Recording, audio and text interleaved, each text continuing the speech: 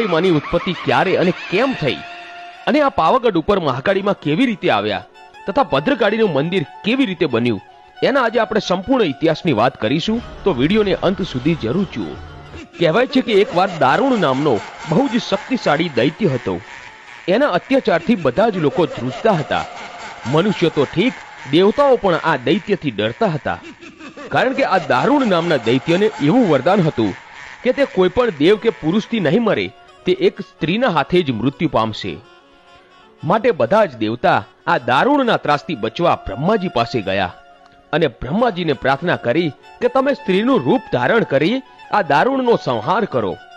પછી બ્રહ્માજીએ એમની વાત માની એક સ્ત્રીનું રૂપ લીધું અને દારૂણ સાથે યુદ્ધ કરવા લાગ્યા.